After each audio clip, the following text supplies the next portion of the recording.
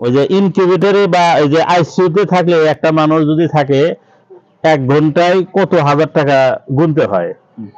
এই সামান্য 1 ঘন্টায় যদি এত টাকা গুনতে হয়। বৃক্ষ যার যার, অক্সিজেন সবার। অক্সিজেনে ফেরিওয়ালা চ্যানেলে আপনাদের স্বাগত জানাচ্ছি। আমি আবুল হোসেন।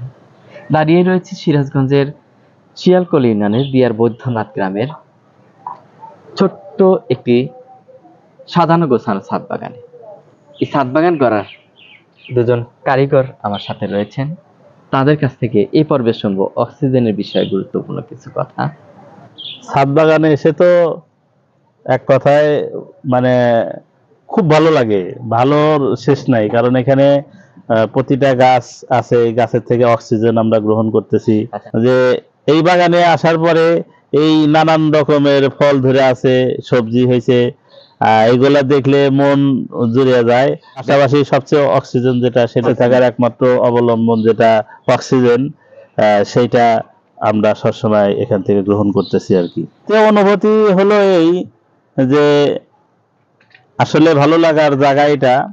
এখানে এসে সবসময় মানে কাজ করি, বা এখানে এসে নানান রকমের সবজি পাই, খুব ভালো লাগে আর কি। এটা হলো একটা মাছা আর কি, এটা বলে মাছা। ওই সবজিগুলা, এই সবজিগুলা তো সাধারণত মাছা ছাড়া হয় না। এই যে এই দুধকষি, দুম্বা, করলা, এই গাছগুলা, যার কারণে আমি মাছা দিতে যায়, বাঁশ দিয়ে দিলে বাঁশ পচে যায়, পানিতে পচে যায়, নষ্ট হয়ে যায়। যার কারণে আমি এই পাইপগুলোর দামও যে খুব বেশি তা না, কিন্তু অল্প দাম নিয়ে এসে দিয়ে দিছি। এটা টেকসই বেশি হবে, পচবে না, পাশাপাশি সবজি ধরে থাকবে, দেখতেও সুন্দর লাগবে আর কি। এই তাপদাহের মূল কারণ হলো, আমি মনে করি সারা পৃথিবীতে গাছপালার সংখ্যা কমে গেছে। কমে যাওয়ার কারণেই এই তাপদাহ সৃষ্টি হয়েছে। কারণ আমরা যেটা নিঃশ্বাস ছাড়ি এটা হলো কার্বন ডাই অক্সাইড, আর যেটা গ্রহণ করি এটা হলো অক্সিজেন। এই অক্সিজেনের মূল্য কিন্তু অনেক।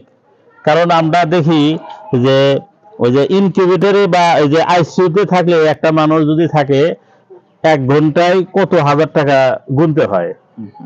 এই সামান্য 1 ঘন্টায় যদি এত টাকা গুনতে হয়, তাহলে এই গাছ গোছালি আমাদেরকে আল্লাহ আমাদেরকে সৃষ্টি করে দিছে, যার কারণে আমরা এই সারা পৃথিবীতে কত মানুষ আমরা অক্সিজেন গ্রহণ করতেছি, একটা টাকাও কিন্তু দিতে হয় না। না লাগতো তাহলে বুঝতে পারতাম যে এই আইসিইউতে যারা 1 ঘন্টার পারপাসে কত হাজার টাকা মানে ব্যয় করতে হয়, তাহলে বুঝতে পারি।